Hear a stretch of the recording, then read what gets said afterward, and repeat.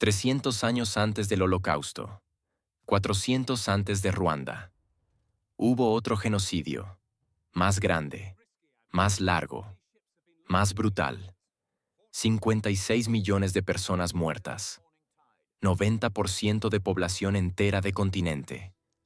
Comenzó 23 de diciembre de 1492. Primer día Cristóbal Colón dejó hombres en Nuevo Mundo. Terminó aproximadamente 1650. 150 años de exterminio sistemático. Y la historia oficial lo llama descubrimiento, encuentro de culturas, conquista, cualquier palabra excepto lo que fue, genocidio. La verdad está en documentos, en cartas que Corte Español intentó destruir, en testimonios que Iglesia intentó silenciar, en números que nadie quiere contar. Esta es verdad prohibida sobre conquista que nadie se atreve a contar. 23 de diciembre de 1492. Colón todavía en Isla de Española. Su barco Santa María naufragó. Construye fuerte con restos. Lo llama Navidad porque es Navidad. Deja 39 hombres. Órdenes. Buscar oro. Esperar su regreso. Colón parte. ¿Qué pasó siguiente? Es primer crimen documentado de conquista. Está en Diario de Colón. Pero no versión que publicaron. Versión original que escondieron 300 años. Los 39 marineros españoles comenzaron inmediatamente. Salieron a aldeas taínas cercanas. Tomaron mujeres, niñas. Las más jóvenes tenían 10, 11 años, según testimonio posterior de indígena que sobrevivió. Los marineros violaron. Cuando padres hermanos intentaron defender, los mataron. Primera semana dejaron 30 muertas. Hombres que resistieron, mujeres que pelearon, niñas que murieron por trauma. Colón sabía. Regresó noviembre siguiente, 1493. Encontró fuerte destruido. Los 39 muertos. Taínos explicaron. Los españoles atacaron, tomaron mujeres, mataron hombres. Cacique local finalmente ordenó ataque. Mataron a todos españoles. Colón escribió esto en diario original. Pero agregó algo más. Escribió que los taínos estaban justificados, que sus hombres habían cometido atrocidades, que merecían lo que obtuvieron. Esta versión nunca fue publicada. Cuando Diario de Colón fue preparado para publicación por Cronista Real en 1510, esas páginas fueron removidas. La versión publicada dice simplemente: encontramos fuerte destruido. Indios salvajes mataron nuestros hombres sin razón. Necesitamos venganza. Mentira. Primera mentira oficial sobre conquista. No sería última. El fraile Bartolomé de las Casas vio Diario original antes que fuera editado. Copió secciones. Sus copias sobrevivieron. En ellas está verdad. Primeros españoles en Nuevo Mundo fueron violadores y asesinos. Primeros indígenas muertos fueron víctimas defendiendo familias. Primera respuesta de Corona fue mentir. ¿Por qué Corona mintió? Porque verdad era inconveniente. Isabel y Fernando acababan financiar expedición de Colón. Necesitaban justificar inversión. Necesitaban más dinero para más viajes. Si admitían que sus hombres eran criminales, perdían apoyo. Entonces crearon narrativa. Indios salvajes. Españoles civilizadores. Violencia indígena no provocada.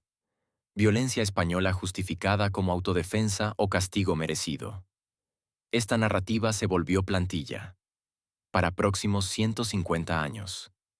Cada vez que españoles cometían atrocidad, documentos oficiales la invertían. Víctimas se volvían agresores. Agresores se volvían víctimas. El diario original de Colón desapareció completamente en 1550. Oficialmente perdido. Realmente destruido. Porque contenía demasiadas verdades inconvenientes. No solo sobre Navidad, sobre muchos eventos. Colón había escrito que taínos eran gentiles, generosos, pacíficos, que daban todo lo que tenían sin pedir nada. que serían fáciles de esclavizar porque no sabían pelear. Corona no quería que público supiera esto. Preferían imagen de salvajes peligrosos que necesitaban ser conquistados. Las páginas sobre Navidad fueron especialmente problemáticas, porque mostraban patrón que se repetiría 1000 veces. Españoles llegaban, tomaban lo que querían. Mujeres oro, comida tierra. Indígenas resistían. Españoles masacraban. Luego culpaban a indígenas por resistir. Bartolomé de las Casas copió también testimonios de sobrevivientes taínos. Una mujer llamada Anacaona describió ataques. Los hombres barbudos vinieron noche. Tomaron mi hermana. Tenía 12 años. Mi padre intentó detenerlos. Lo mataron con cuchillo de metal. Tomaron 5 más niñas esa noche. 3 murieron de heridas. Mi hermana nunca regresó. Anacaona tenía 14 cuando dio este testimonio en 1495. Fue registrado por fraile que acompañó segunda expedición de Colón. El fraile envió testimonio a España. Nunca llegó. O llegó y fue destruido. Sabemos que existió porque las casas lo menciona. Pero documento original desapareció. Primer crimen de conquista fue violación-asesinato. Primer encubrimiento fue destrucción de evidencia. Primer mentira fue inversión de culpa. Todo documentado. Todo escondido. Todo negado durante 500 años. Navidad no fue aberración. Fue precedente. Estableció patrón de violencia, impunidad, mentira que definiría conquista entera. Los 39 marineros que murieron allí no fueron héroes mártires que historia española pretende. Fueron criminales que recibieron justicia de comunidad que aterrorizaron. Y Colón lo sabía. Lo escribió. Y Corona lo borró. Porque verdad desde primer día era demasiado horrible para admitir. 1496. 4 años después de primer viaje de Colón. La isla española tiene ahora 1500 españoles. Están encontrando oro. Están esclavizando taínos. Están construyendo fortuna. Y están cometiendo atrocidades tan extremas que incluso algunos sacerdotes se horrorizan. Uno es fraile Pedro de Córdoba, primer misionero dominico en Nuevo Mundo. Llega 1510. Ve inmediatamente lo que está pasando. Esclavitud masiva, violaciones sistemáticas, torturas por diversión, niños siendo quemados vivos para forzar padres revelar dónde esconden oro. Córdoba documenta todo. Escribe carta detallada a Reina Isabel. Fechada marzo de 1496. Describe específicamente 20 casos que presenció personalmente. Nombres de víctimas. Nombres de perpetradores españoles. Fechas, lugares, métodos, un caso. Encomendero llamado Pedro Valenciano torturó niño taíno de 8 años. Ató al niño sobre fuego. Quemó pies hasta que carne se desprendió de huesos. Todo porque padre del niño no entregó cantidad oro que Valenciano exigía. Niño murió 3 días después de infección. Padre se suicidó esa noche. Otro caso. Grupo de 6 españoles violó mujer embarazada. Cuando su esposo intentó intervenir, lo mataron. Luego mataron a mujer también cortando su vientre sacando feto. Arrojaron feto a perros. Esto fue presenciado por 12 indígenas que Córdoba entrevistó. Córdoba lista 20 casos así. Cada uno más horrible que anterior. Termina carta con súplica. Majestad debe detener esto inmediatamente. Estos hombres son demonios no cristianos. Están destruyendo almas que vinimos salvar. Si esto continúa, Dios nos castigará a todos. Isabel recibe carta julio de 1496. Llora según testigos. Llama reunión con confesor y consejeros. Discuten qué hacer. Tienen opciones. Pueden ordenar investigación. Arrestar criminales nombrados. Enviar jueces. Establecer castigos. Proteger indígenas. No hacen nada de eso. En cambio, el 20 de agosto de 1496, Isabel firma decreto real.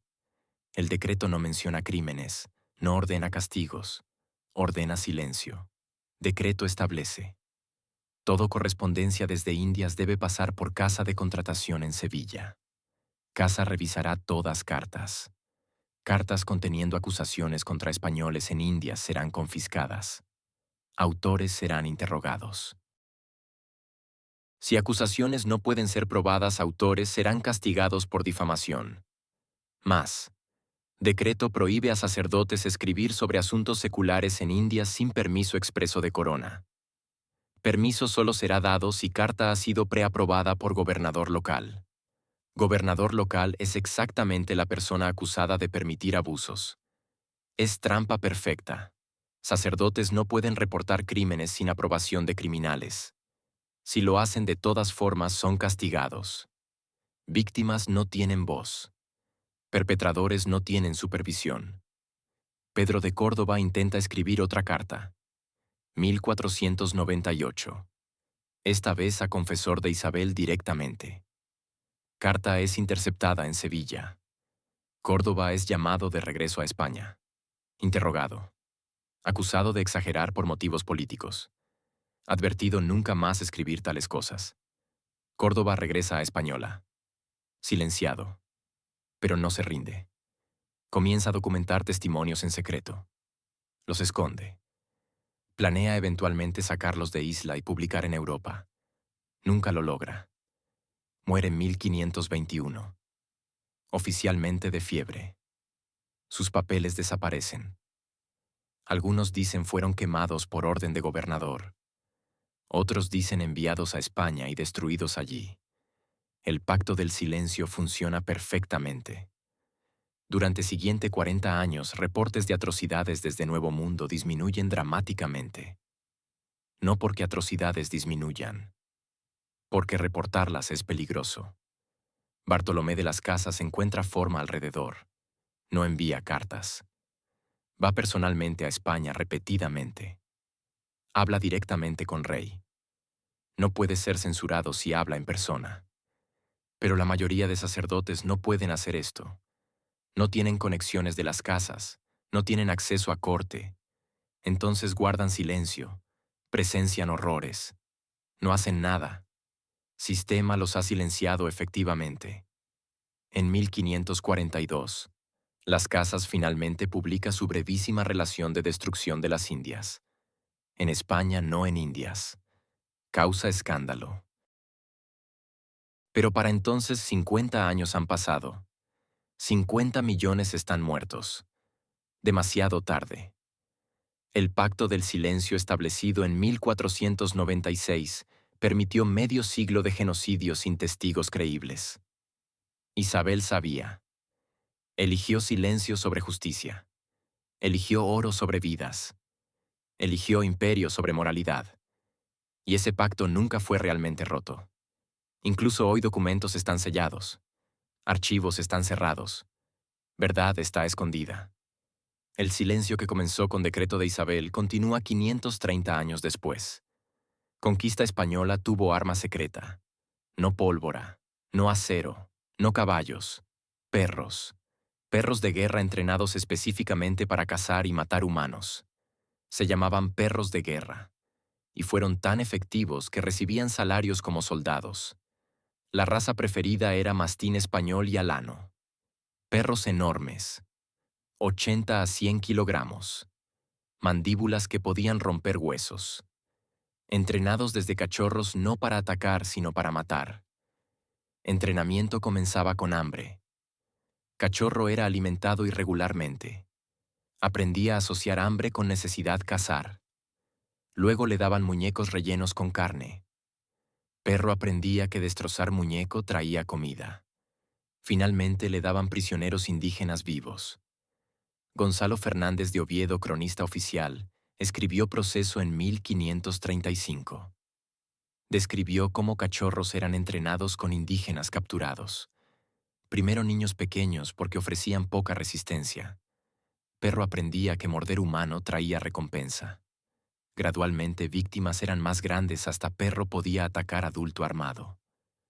El perro más famoso era Leoncico, Pertenecía a Vasco Núñez de Balboa. Leoncico fue llevado a Darién en 1510. Durante siguiente 8 años participó en docenas de entradas. Mataba promedio de 2 a 3 indígenas por entrada según registros de Balboa. Leoncico recibía salario, no metáfora, salario real, igual que soldado español.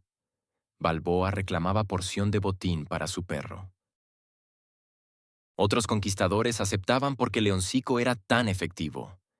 En batalla de Acla contra indígenas Cueva, Leoncico solo mató 15 guerreros. Pero Leoncico no era único. Cada conquistador importante tenía perros de guerra. Hernán Cortés tenía 20. Francisco Pizarro tenía 30. Estos perros no eran mascotas, eran armas, eran aterrorizadores. Los españoles desarrollaron táctica llamada aperreamiento, ejecución por perros. Prisionero era atado desnudo. Perros eran soltados. Devoraban persona viva mientras otros prisioneros miraban. Muerte tardaba 15 a 30 minutos. Agonía extrema. Terror extremo para testigos. Aperreamiento se volvió castigo estándar para ciertos crímenes. Resistir españoles. Esconder oro. Huir de encomienda. Practicar religión nativa. Cualquier desobediencia podía resultar en aperreamiento. Las Casas presenció varios.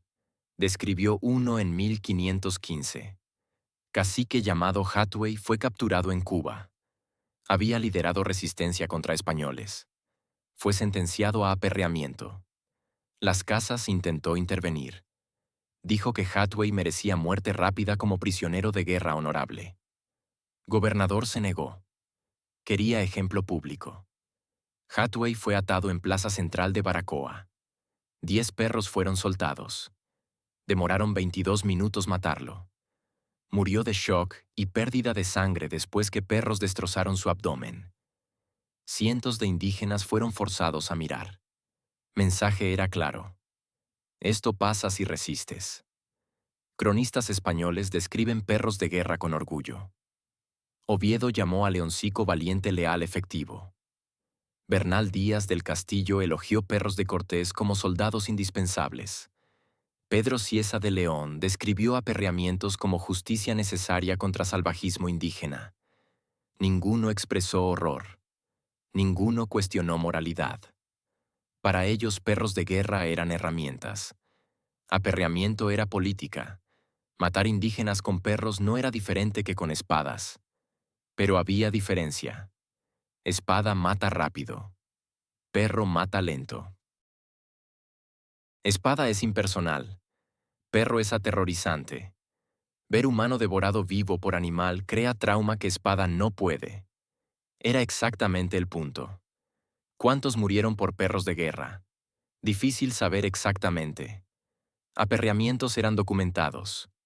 Oviedo menciona 70 casos específicos. Pero estos eran ejecuciones formales. Perros mataban muchos más en batalla y cacerías. Estimación conservadora basada en referencias dispersas en crónicas. Al menos 5.000 indígenas murieron por perros de guerra entre 1510 y 1540. Probablemente más. Posiblemente 10.000. Uso de perros de guerra terminó gradualmente. No por moralidad. Por practicidad. Conforme indígenas disminuían, conquistadores necesitaban trabajadores, no cadáveres. Perros mataban demasiado bien. Dejaban pocos esclavos. Para 1550 perros de guerra mayormente habían sido retirados. Pero su legado permaneció. Trauma generacional en comunidades indígenas. Miedo de perros que continúa en algunas comunidades hasta hoy. Leoncico murió viejo en 1525. Balboa lo enterró con honores. Marcó tumba. Consideró al perro su mejor soldado. El perro que había matado cientos recibió funeral. Las víctimas recibieron fosas comunes sin nombres. Esta es verdad sobre perros de guerra que libros de historia omiten. No menciona perros. No menciona aperreamientos. No menciona Leoncico. Porque admitir esto es admitir que Conquista usó métodos tan crueles que rivalizan peores atrocidades de historia.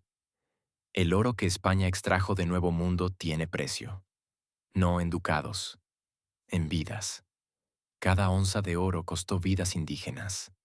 Las minas de oro de Española fueron campos de exterminio del siglo XVI. Y números lo prueban. Sistema llamado encomienda comenzó 1502. Oficialmente era tutoría. Español recibía grupo de indígenas para cristianizar y civilizar. A cambio, indígenas trabajaban para español. En teoría temporal y humano. En práctica, esclavitud permanente y mortal. Mayoría de encomenderos ponían sus indígenas en minas de oro. Española era rica en oro aluvial. Fácil de extraer, pero requería trabajo intensivo. Cavar. Lavar. Cribar. Horas interminables en agua fría o sol brutal. Jornada laboral promedio era 18 a 20 horas. Comenzaba a amanecer. Terminaba después de oscurecer. Sin días de descanso. Sin descanso durante día excepto minutos para comer. Comida era mínima. Casabe pan de yuca una vez al día. A veces pescado o aves si encomendero era generoso. Mayoría de trabajadores vivían en inanición crónica. Cuerpos consumían músculo mantener funciones básicas. Dormían en minas o en barracas cerca. Condiciones eran inmundas. Sin sanidad. Sin privacidad. Enfermedades se propagaban rápidamente. Disentería, viruela, tifus. Mortalidad era astronómica. Documentos de encomienda muestran patrón consistente. Encomendero recibe 100 indígenas. Año después, 50 están vivos. 2 años después, 15. 3 años después solicita más porque todos murieron. Fray Montesinos denunció esto en Sermón Famoso 1511. Dijo: estos indígenas mueren como moscas. De cada 100 que entran minas, tal vez 20 salen vivos después de 2 años. Números en registros de encomienda confirman estimación. Las Casas compiló estadísticas. En 1504 había 200.000 indígenas taínos en Española. Corona estableció encomienda ese año. Para 1508 quedaban 60.000. Para 1515, 14.000. Para 1540, 200. 99.9% eliminación en 36 años. No por viruela sola. Viruela ayudó, pero no explica todo. Trabajo forzado en minas mató tanto como enfermedades. Oviedo visitó minas 1520. Escribió lo que vio. Indios trabajan en agua hasta rodillas lavando oro. Manos sangran de cribar grava. Espalda permanentemente doblada. Muchos tienen llagas abiertas que nunca sanan. He visto indios morir mientras trabajan. Simplemente colapsan. Son dejados allí hasta final de día cuando cuerpos son removidos. Encomenderos no cuidaban trabajadores. Eran reemplazables. Cuando morían pedían más. Corona proveyó hasta que no quedaron más para dar. ¿Cuánto oro fue extraído? Registros oficiales dicen que entre 1502 y 1520, Española produjo 120 toneladas de oro. Valor moderno aproximado $4.000 millones. Costó 190.000 vidas taínas. Cada kilogramo de oro costó 1.580 vidas. Cada onza costó 45 vidas. Números están documentados. Corona sabía. Seguían ordenando más. ¿Por qué Corona no detuvo esto? Porque oro pagaba guerras en Europa. Fernando e Isabel estaban consolidando poder. Necesitaban fondos. Oro de Indias era vital. Vidas de indígenas eran irrelevantes. En 1512 frailes dominicos protestaron directamente a rey Fernando. Describieron condiciones minas. Pidieron reformas. Fernando respondió con leyes de Burgos 1513. Leyes supuestamente protegían indígenas.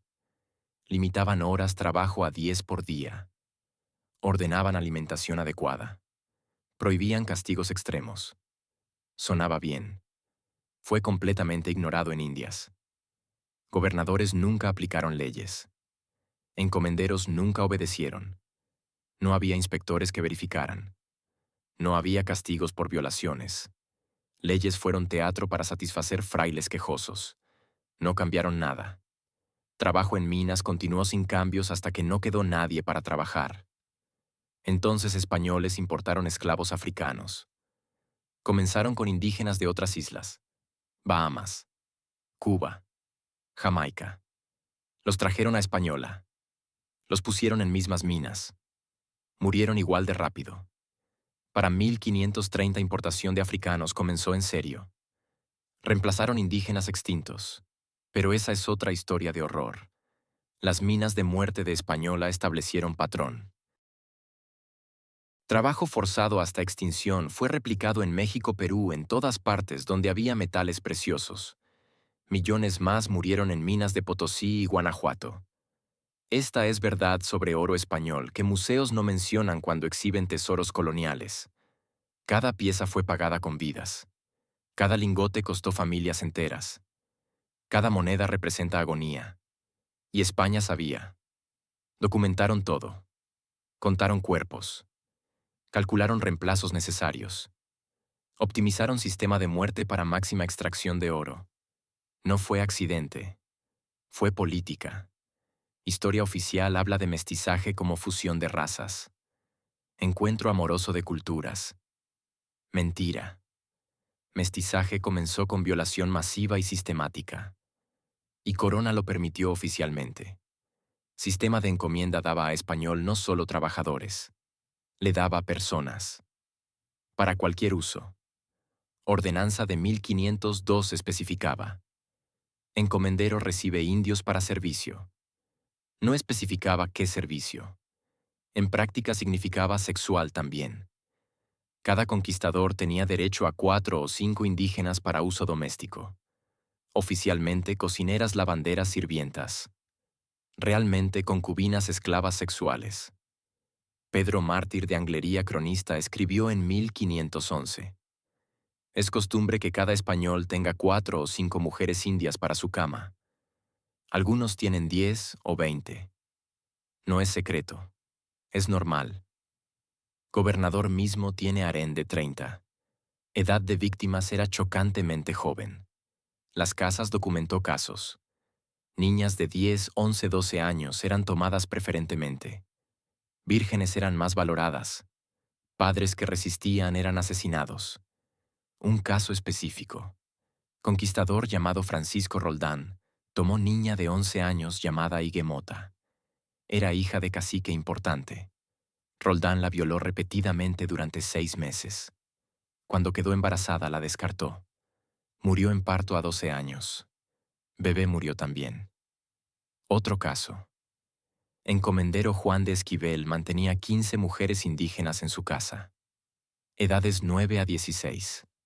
Las usaba sexualmente en rotación. Cuando quedaban embarazadas, las enviaba a trabajar campos hasta que parían. Luego de vuelta a casa. Ninguna de estas mujeres eligió estar allí. Eran esclavas sexuales. Sistema fue tan extendido que Corona tuvo que legislar sobre hijos resultantes. En 1515 decreto real estableció categorías. Hijos de español y india libre eran mestizos legítimos con algunos derechos. Hijos de español e india esclava eran bastardos sin derechos. Mayoría de niños mestizos cayeron en segunda categoría, porque mayoría de madres eran esclavas de encomienda. Estos niños fueron propiedad de encomendero como sus madres. Podían ser vendidos, regalados, abandonados. Mortalidad infantil entre mestizos era extrema. Las casas estimó que de cada 10 bebés mestizos nacidos, solo 2 sobrevivían primer año. Madres malnutridas producían leche pobre. Madres trabajando campos no podían amamantar adecuadamente. Bebés enfermaban, morían. Los que sobrevivían crecían sin identidad clara. No españoles porque madres eran indias. No indios porque padres eran españoles. Rechazados por ambos grupos. Formaron clase aparte. Marginados permanentes. Violación no fue actos aislados de hombres depravados. Fue sistemático. Conquistadores jóvenes llegaban a India sin mujeres españolas. Primeras mujeres españolas llegaron década 1510. Hasta entonces todos españoles tomaban mujeres indígenas por fuerza. Incluso después que mujeres españolas llegaron, muchos hombres mantuvieron concubinas indígenas. Esposa española para legitimidad social. Concubinas indias para placer sexual. Iglesia protestó débilmente. Algunos sacerdotes denunciaron, pero Corona no actuó. Violación masiva de mujeres indígenas no fue prioridad para detener. Mientras hombres produjeran oro, su comportamiento sexual era ignorado. De hecho, hubo incentivo perverso. Niños mestizos podían ser criados como sirvientes leales. Mitad españoles entonces supuestamente más confiables que indios puros. Algunos conquistadores deliberadamente impregnaban esclavas para criar futuros trabajadores. ¿Cuántas mujeres fueron violadas? Imposible saber exactamente. Pero números de mestizos dan pista. Para 1530 había aproximadamente 50.000 mestizos en Nuevo Mundo español. Esto significa al menos 50.000 mujeres indígenas fueron violadas. Probablemente el doble porque muchos embarazos terminaron en aborto o muerte en parto. 100.000 víctimas, estimación conservadora. 100.000 vidas destruidas por violencia sexual sistemática. Y eso solo primeros 40 años. Violación continuó durante toda época colonial. Legado de esta violación masiva persiste. Mestizaje latinoamericano comenzó con trauma, con fuerza, con destrucción de autonomía corporal de mujeres indígenas. No fue encuentro romántico, fue violación en escala continental. Esta verdad es incómoda. Contradice narrativa nacional de muchos países latinoamericanos. Por eso se evita. Se romantiza. Se llama mestizaje como si fuera proceso neutro. No lo fue. Cada mestizo nacido en primeras generaciones tuvo madre que no eligió. Madre que fue tomada. Madre que fue violada. Esta es verdad prohibida sobre origen de población mestiza latinoamericana. Verdad que duele tanto que preferimos no contarla. Para 1520, había 50.000 niños mestizos en Nuevo Mundo español. Hijos de conquistadores españoles y madres indígenas. Leyes españolas los declararon bastardos sin derechos. Comunidades indígenas los rechazaron como traidores de sangre. Quedaron en medio. Sin identidad. Sin protección. Sin futuro. Primera generación de perdidos de América. Y nadie quiso reconocerlos. Decreto Real de 1515 estableció categorías raciales. Español de sangre pura tenía todos derechos. Indio bajo protección de encomienda tenía algunos. Mestizo hijo legítimo de matrimonio formal tenía derechos limitados. Mestizo bastardo no tenía ninguno. Problema era que 95% de niños mestizos eran bastardos.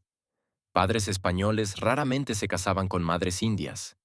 Simplemente las usaban y descartaban. Niños resultantes no eran reconocidos como hijos. Legalmente estos niños eran propiedad.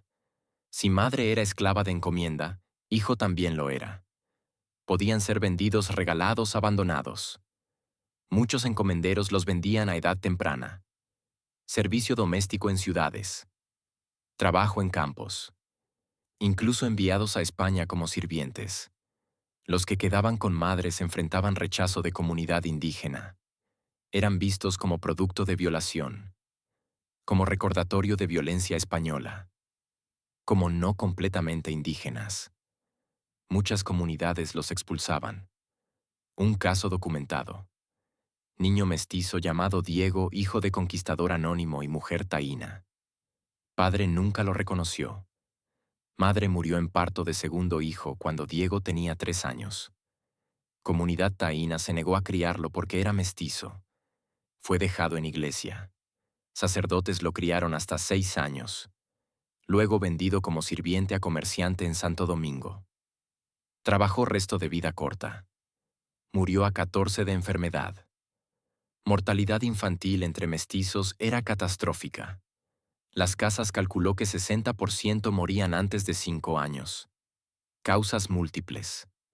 Desnutrición porque madres esclavas no podían alimentar adecuadamente. Enfermedad porque vivían en condiciones pobres. Abandono porque nadie los quería. Para los que sobrevivían infancia, vida era marginación perpetua. No podían heredar propiedades españolas. No podían ocupar cargos oficiales. No podían casarse con españolas sin permiso especial raramente dado. No podían entrar órdenes religiosas. Tampoco podían integrarse completamente a comunidades indígenas. Idioma era barrera. Muchos mestizos crecían hablando español, no lenguas nativas. Cultura era diferente. Apariencia física los marcaba como diferentes. Formaron comunidades propias, barrios en márgenes de ciudades españolas. Pueblos pequeños en campo, lugares donde otros mestizos rechazados se agrupaban. Vivían pobreza extrema, trabajo temporal, mendicidad, crimen. Corona intentó varias políticas. 1533 decreto ordenó crear escuelas especiales para niños mestizos, enseñarles oficios, hacer miembros productivos de sociedad. Pocas escuelas fueron construidas. Las que existían eran inadecuadamente financiadas. 1540 otro decreto intentó mejorar estatus legal de mestizos, permitirles heredar de padres españoles si padres los reconocían formalmente. Casi ningún padre lo hizo. Reconocer bastardo mestizo era vergüenza social para español. Algunos mestizos encontraron nichos. Servían como intermediarios entre españoles e indígenas. Hablaban ambos idiomas. Entendían ambas culturas. Trabajaban como traductores guardias capataces. Pero estos eran minoría afortunada. Mayoría vivió y murió en pobreza y marginación, sin documentos de nacimiento, sin registros de muerte, existencias no reconocidas oficialmente. Nacieron de violencia, vivieron en rechazo, murieron sin dejar rastro. Las Casas escribió sobre ellos con compasión rara para su época. Estos niños no pidieron nacer, no pidieron sangre mixta, no pidieron ser rechazados por todos. Merecen piedad, no desprecio. Pero nadie les da piedad. Para 1550 había aproximadamente 200.000 mestizos en Nuevo Mundo. Primera generación había muerto mayormente. Segunda generación enfrentaba mismos problemas. Tercera también. Sistema de castas racial que españoles crearon persistió 300 años hasta independencias. Legado persiste hoy. Mestizos son mayoría demográfica en muchos países latinoamericanos. Pero origen de mestizaje en violación y rechazo raramente se discute. Preferimos narrativa de fusión cultural armoniosa. No fue armoniosa, fue traumática. Niños perdidos de conquista merecen ser recordados, no como símbolos de mestizaje exitoso. Como víctimas de sistema que no quería reconocerlos como humanos completos. Como testimonio de que cuando violencia es sistemática sus consecuencias persisten generaciones. Historia oficial dice: indígenas se rindieron fácilmente. Mentira. Resistieron ferozmente. Entre 1493 y 1540 hubo 37 rebeliones mayores documentadas. Cada una aplastada brutalmente. Cada una borrada de registros oficiales. Resistencia no fue excepcional. Fue constante. Y España trabajó sistemáticamente para que nadie lo supiera. La rebelión más larga fue de Enriquillo en Española. Comenzó 1519. Enriquillo era cacique taíno educado por franciscanos. Hablaba español. Conocía leyes españolas. Cuando Encomendero violó a su esposa, Enriquillo apeló legalmente. Fue ignorado. Entonces se rebeló. Huyó a montañas con grupo de seguidores. Comenzó guerrilla. Atacaba haciendas, liberaba esclavos, quemaba campos, mataba españoles que encontraba solos. Duró 14 años. 1519 a 1533. Españoles enviaron expediciones tras expediciones. No pudieron capturarlo. Enriquillo conocía terreno. Tenía apoyo de población local. Era inteligente táctico. Cronista Oviedo escribió con frustración. Este Enriquillo nos ha humillado. Ha matado más de 100 españoles. Ha destruido 20 haciendas. Y no podemos atraparlo. Gobernador ofrece 1000 pesos oro por su cabeza. Nadie ha cobrado.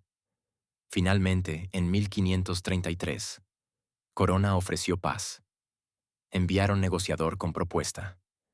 Amnistía completa para Enriquillo y seguidores. Tierra propia para vivir libres. Protección legal garantizada. Todo por escrito en tratado formal. Enriquillo aceptó. Bajó de montañas con 800 seguidores. Firmó tratado. Recibió tierras prometidas. Vivió en paz 2 años. Luego murió. 1535. Oficialmente enfermedad natural. Sospechosamente conveniente. Muchos creyeron fue envenenado. Nunca probado, pero timing era sospechoso. Después de su muerte, tratado fue ignorado. Tierras prometidas fueron confiscadas. Seguidores fueron regresados a encomiendas. Tratado desapareció de archivos. Hoy no existe copia. Sabemos de tratado porque Las Casas lo mencionó. Dijo que vio documento original, que fue traición monumental romperlo. Pero cuando intentó probar existencia, documento no pudo ser encontrado. Había sido destruido. Rebelión de Enriquillo fue excepcional por duración, pero no fue única. Hubo muchas otras. Cuba 1511. Cacique Hatuey lideró rebelión contra encomienda. Duró 1 año. Fue capturado y ejecutado por aperreamiento. Sus seguidores fueron masacrados. Venezuela 1522. Indígenas caquetíos se rebelaron contra trata de esclavos. Rebelión duró 3 años. Españoles respondieron con política tierra quemada. Quemaron todas aldeas caquetías. Masacraron población. Sobrevivientes huyeron a selva. México 1541. Guerra Mixtón. Indígenas caxcanes chichimecas se rebelaron en Jalisco. Rebelión masiva. Miles de guerreros. Atacaron ciudades españolas. Casi expulsaron españoles de región. Virrey Antonio de Mendoza personalmente lideró ejército contra rebeldes. Batalla final fue masacre. Españoles mataron aproximadamente 20.000 indígenas en un día. Prisioneros fueron vendidos como esclavos. Líderes fueron descuartizados públicamente. Cada rebelión seguía patrón. Indígenas se rebelaban contra abuso específico. Violación. Esclavitud. Robo de tierra. Matanza de familiares. Españoles respondían con violencia extrema. No solo mataban rebeldes, masacraban comunidades enteras como advertencia. Y luego, borraban rebelión de historia. Reportes oficiales minimizaban. Llamaban incidentes no rebeliones. Decían que pocos salvajes problemáticos no alzamiento general. Documentos eran editados antes de enviar a España. Versiones completas eran destruidas. ¿Por qué España borraba estas rebeliones? Porque contradecían narrativa oficial. Narrativa decía indígenas aceptaron dominio español voluntariamente, que conquista fue pacífica, que resistencia fue mínima. Rebeliones probaban lo opuesto. Probaban que indígenas odiaban dominio español, que resistieron constantemente, que solo fueron derrotados por superioridad tecnológica militar, no por aceptación. España no podía admitir esto. Destruiría justificación moral de conquista. Si indígenas resistían constantemente, entonces claramente no querían ser conquistados. Entonces conquista era injusta. Entonces todo el imperio era ilegítimo. Entonces las rebeliones fueron silenciadas. En documentos, en crónicas, en historia oficial. Generaciones de españoles crecieron creyendo que conquista fue fácil, que indígenas se rindieron sin luchar mucho. Mentira. Lucharon desesperadamente. 37 veces en 50 años solo las rebeliones mayores documentadas. probablemente cientos de rebeliones menores que nunca fueron registradas. Legado de esta resistencia silenciada es importante. Contradice estereotipo de indígenas pasivos.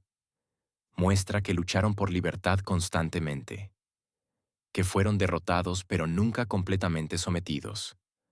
Hoy movimientos indígenas en América Latina reclaman esta historia. Investigan rebeliones olvidadas. Honran líderes como Enriquillo Hatuey. Rechazan narrativa de conquista pacífica. Tienen razón en hacerlo. Sus ancestros resistieron, ferozmente, constantemente, valientemente. Y esa resistencia merece ser recordada, no borrada. Oficialmente, España extrajo 180 toneladas oro de América primeros 50 años. Historiadores calculan que real fue 600 toneladas mínimo. Diferencia 420 toneladas. ¿Dónde está? Robado por conquistadores, escondido, contrabandeado. El mayor robo de historia. Y Rey sabía, pero no pudo hacer nada. Sistema era simple. Ley española requería quinto real. 20% de todo oro encontrado iba a corona. 80% para quien lo encontró. Sonaba justo. Problema era enforcement. Oro era registrado en fundiciones reales. Todo oro debía ser llevado allí fundido, marcado, registrado. Solo entonces propietario podía quedarse su porción después de pagar quinto real. Pero fundiciones estaban en ciudades. Minas estaban en lugares remotos. Entre mina y fundición había semanas de viaje. Muchas oportunidades para esconder oro. Conquistadores desarrollaron métodos. Más simple era no declarar todo. Llevar 10 kilogramos a fundición. Esconder 20 más. Pagar quinto sobre 10. Guardar 20 sin impuesto. Otro método era fundir oro antes de llegar a fundición real. Crear lingotes sin marca oficial. Venderlos en mercado negro. Comerciantes compraban sin preguntas.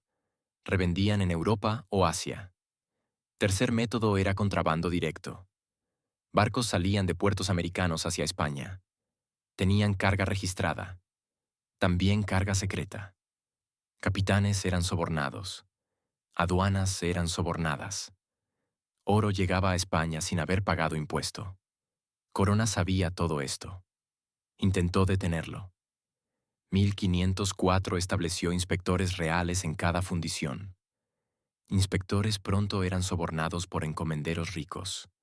1510 requirió que todo oro fuera transportado con escolta armada real. Escoltas eran sobornadas o amenazadas. Sistema no funcionó. 1523 estableció pena de muerte para contrabando de oro. Pocos fueron ejecutados. Evidencia era difícil obtener. Testigos eran intimidados o pagados para callar. Rey Carlos V escribió frustrado en 1530. Sabemos que mucho oro nos es robado, pero no podemos detenerlo. Nuestros oficiales en India son corruptos. Nuestros inspectores son incompetentes. Los encomenderos son demasiado poderosos. Estamos siendo robados sistemáticamente. ¿Cuánto fue robado? Imposible saber exactamente, pero comparaciones dan idea. Registros oficiales dicen que en periodo 1520 a 1530, Española produjo 20 toneladas oro. Geólogos modernos estiman que minas de Española contenían aproximadamente 80 toneladas extraíbles con tecnología de época. Diferencia 60 toneladas. Todo robado, escondido, contrabandeado. Similar en México-Perú. Oficial versus estimado real muestra diferencias masivas. Patrón consistente. Aproximadamente 70% oro nunca llegó a arcas reales. ¿Dónde terminó el oro robado? Parte quedó en América. Ricos encomenderos escondieron fortunas. Compraron tierras, construyeron mansiones. Vivieron como príncipes mientras Rey en España luchaba por fondos. Parte fue contrabandeada a Europa vía rutas no españolas.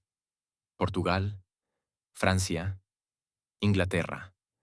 Comerciantes europeos compraban oro americano sin preguntar origen. Lo revendían con ganancia. Parte fue enviada a Asia. Galeones de Manila llevaban plata oficialmente. También oro no oficial. Comercio con China. Japón, Philippines usaba este oro. Regresaba en especias, seda, porcelana. Historias de tesoros escondidos abundan. No son todas fantasía. Encomenderos que morían repentinamente a veces dejaban oro escondido. Sin herederos confiables. Sin registros. Enterrado en lugares secretos. Nunca recuperado. Un caso documentado. Francisco de Orellana, explorador de Amazonas, murió en 1546. Según testigos, tenía fortuna en oro. Nada fue encontrado en sus posesiones oficiales. Se cree escondió gran cantidad antes de morir. Nunca encontrado. Otro caso.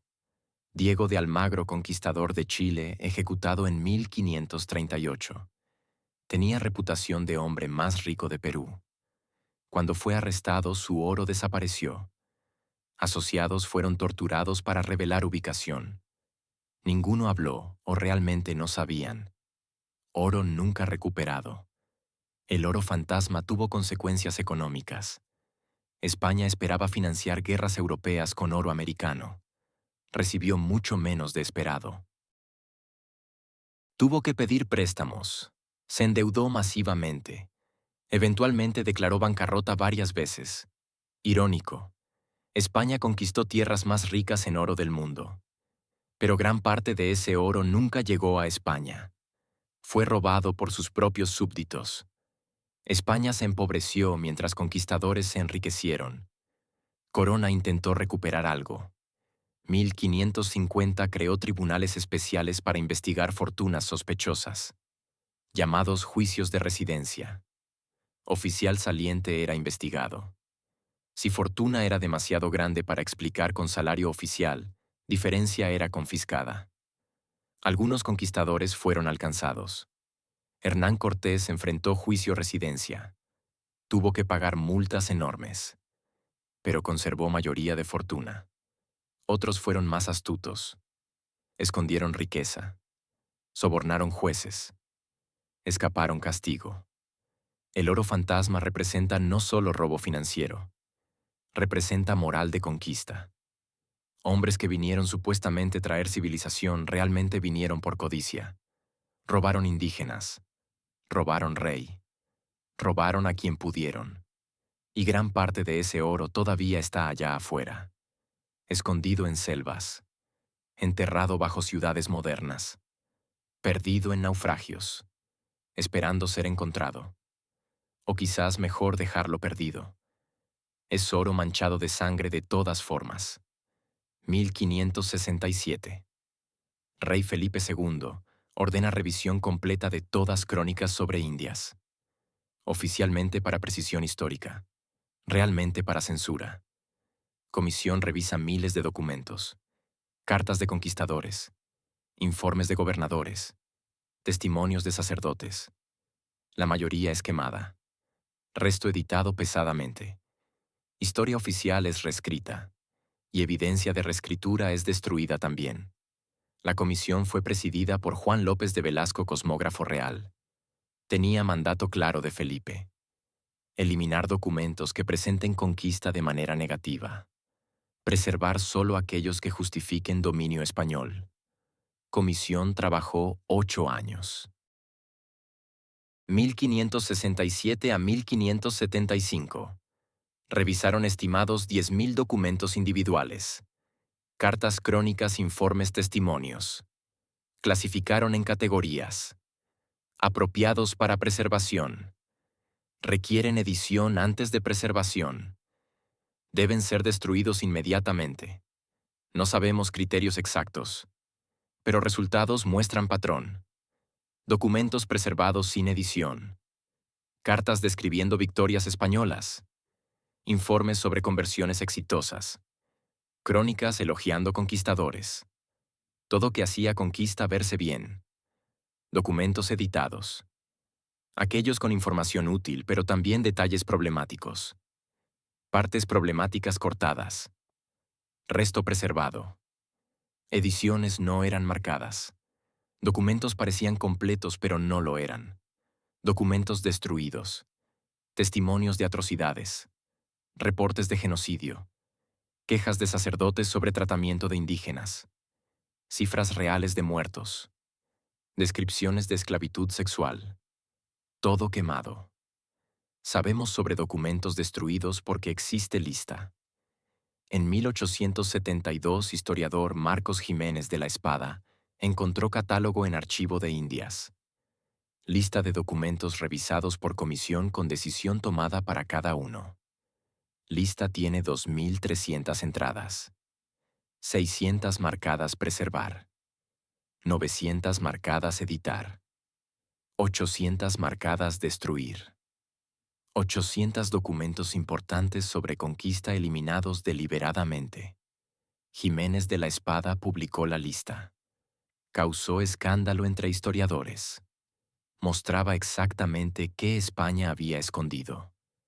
Títulos eran reveladores. Carta de Fray Antonio Montesinos sobre crueldades en encomiendas. Española 1511. Destruido. Informe de gobernador Diego Colón sobre número de indígenas muertos en minas 1514. Destruido. Testimonio de Fray Bernardino de Minaya sobre violaciones masivas México 1528. Destruido. Lista continúa página tras página. Evidencia sistemática de atrocidades. Todo quemado. Todo perdido permanentemente. Algunos documentos escaparon. Copias habían sido hechas antes de revisión. Estaban en archivos privados, conventos, colecciones personales. Eventualmente algunos fueron redescubiertos. Pero mayoría se perdió para siempre. ¿Por qué Felipe ordenó esto? Porque en 1560 necesitaba justificar dominio español sobre América.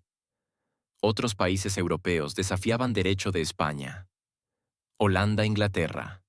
Francia argumentaban que España no tenía derecho moral sobre territorios conquistados mediante atrocidades. Felipe necesitaba contranarrativa limpia. España civilizadora. España cristianizadora.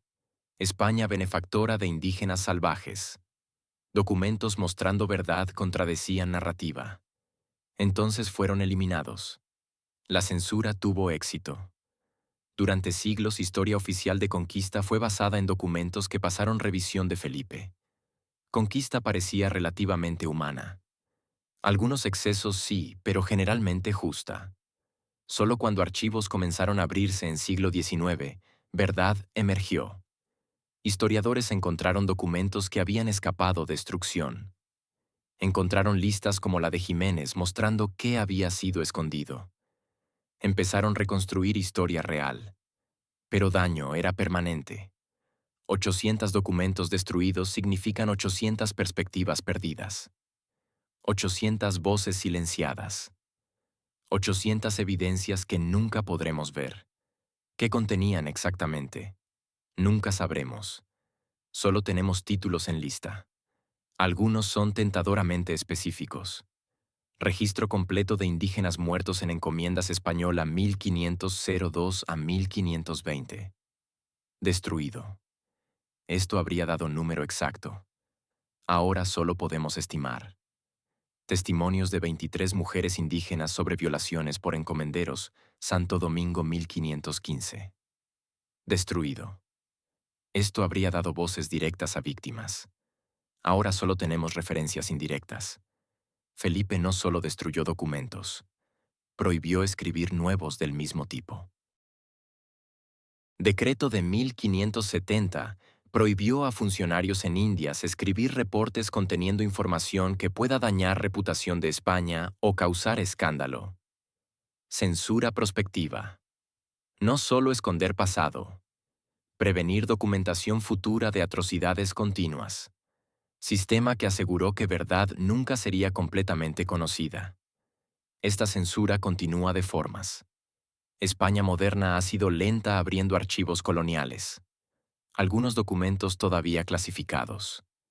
Algunos archivos requieren permisos especiales difíciles obtener. Verdad completa sobre conquista sigue parcialmente escondida. Los documentos quemados representan historia que nunca conoceremos, voces que nunca escucharemos, verdades que nunca sabremos. Felipe se aseguró de eso. Y éxito de su censura es que incluso hoy no sabemos qué estamos perdiendo. 2025. En escuelas españolas, niños aprenden que conquista fue encuentro de culturas. En escuelas mexicanas, que fue conquista dolorosa pero inevitable. Ninguna enseña verdad completa. Fue genocidio. 56 millones muertos. 90% de población eliminada. Mayor genocidio en historia humana. Y seguimos sin llamarlo por su nombre. Números son claros. En 1492, América tenía entre 50 y 60 millones de habitantes según estimaciones demográficas modernas. Para 1650 quedaban aproximadamente 6 millones. 50 millones muertos en 150 años. Causas fueron múltiples. Enfermedades sí mataron mayoría. Viruela, sarampión, tifus. Pero enfermedades no fueron naturales inevitables. Fueron agravadas por políticas españolas. Trabajo forzado debilitaba sistemas inmunológicos. Desnutrición hacía vulnerable a infección. Separación de familias impedía cuidado de enfermos. Además, muerte directa por violencia fue masiva. Matanzas, ejecuciones, trabajar hasta morir en minas, aperreamientos, hambrunas intencionales, suicidios por desesperación. Todo esto suma millones. Entonces, ¿por qué no llamamos genocidio? Por razones políticas. España moderna no quiere admitir. Países latinoamericanos tienen relaciones complejas con herencia española. Más fácil usar lenguaje suave. Encuentro de culturas suena neutral. Implica intercambio mutuo. Ignora que fue imposición unilateral mediante violencia extrema. Ignora 50 millones muertos. Conquista suena como guerra. Implica dos lados peleando. Ignora que fue exterminio de población civil mayormente desarmada. Ignora que resistencia fue aplastada sistemáticamente. Mestizaje suena como fusión armoniosa. Ignora que comenzó con violación masiva. Ignora trauma generacional. Ignora que primeras generaciones mestizas fueron rechazadas por todos. Lenguaje importa. Palabras que usamos moldean cómo entendemos historia. Si llamamos conquista en vez de genocidio, minimizamos horror. Si hablamos de encuentro en vez de exterminio, negamos sufrimiento de víctimas. Algunos países están comenzando a reconocer. Bolivia en 2006 declaró oficialmente que conquista fue genocidio. Venezuela similar. Pero son excepciones. Mayoría de países todavía usan lenguaje eufemístico. España ha sido especialmente resistente. En 2019, presidente México López Obrador pidió a España disculparse por conquista. Rey Felipe VI se negó. Dijo que conquista debe ser vista en contexto de su época. Que juzgar con estándares modernos es anacrónico. Argumento común pero falso. Incluso en época de conquista hubo voces denunciando atrocidades. Las Casas, Montesinos, Vitoria, otros. No fue que todos pensaban que genocidio estaba bien. Fue que algunos lo denunciaron y fueron silenciados. Entonces decir que era normal para época es mentira. Hubo crimen. Hubo encubrimiento. Hubo silenciamiento de disidentes. Exactamente como crímenes modernos. ¿Qué debería cambiar? Primero, lenguaje. Llamar genocidio por su nombre. En libros de texto. En museos. En discurso público. 50 millones muertos merecen palabra correcta. Segundo, educación.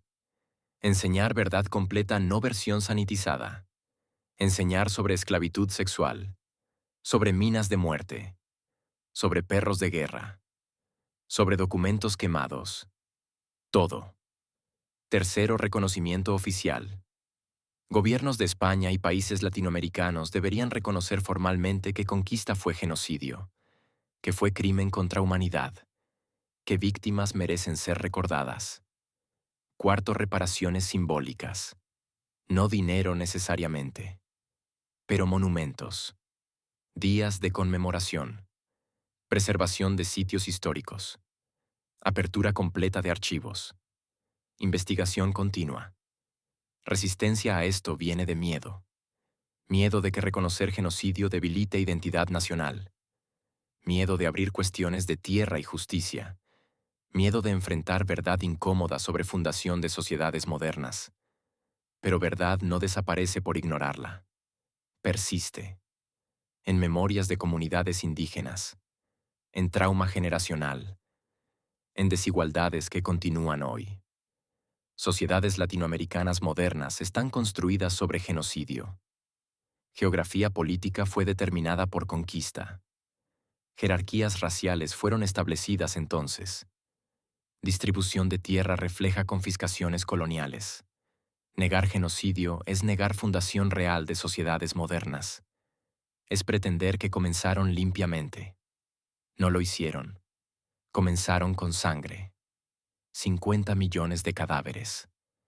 Reconocer esto no destruye identidad nacional. La hace más honesta. Permite sanación real. Permite construir futuro sobre verdad, no sobre mentira. Comparaciones con otros genocidios son inevitables. Holocausto mató 6 millones. Genocidio armenio 1,5 millones. Ruanda 800,000. Conquista de América 50 millones. Es mayor genocidio en historia registrada. Diferencia es que otros genocidios son reconocidos universalmente. Enseñados. Conmemorados. Hay museos. Hay días de memoria. Hay consenso que fueron mal absoluto. Conquista de América no tiene esto. No hay museo del genocidio americano. No hay Día Internacional de Memoria para 50 millones. No hay consenso que fue mal absoluto. Seguimos debatiendo si llamarlo genocidio. Esta es mentira que persiste. Mentira que conquista fue algo menos que genocidio. Mentira que 50 millones muertos es número aceptable para progreso, civilización, cristianización. Mentira que víctimas no merecen reconocimiento pleno. Mientras sigamos mintiendo sobre conquista, no podemos entender completamente historia moderna. No podemos sanar completamente heridas que dejó. No podemos construir sociedades verdaderamente justas sobre fundación de mentiras. Verdad duele. Reconocer genocidio duele. Pero negarlo duele más. Duele a descendientes de víctimas que ven su sufrimiento minimizado. Duele a todos nosotros que vivimos con consecuencias de crimen nunca completamente reconocido. 2025. 533 años después de que comenzara genocidio. Todavía no lo llamamos por su nombre. Todavía enseñamos versión suavizada a niños. Todavía preferimos mentira cómoda sobre verdad incómoda. Pero verdad no necesita nuestro permiso para ser verdad. 50 millones murieron. Fue genocidio. Fue crimen contra humanidad. Fue mayor atrocidad en historia humana. Y merece ser reconocida como tal.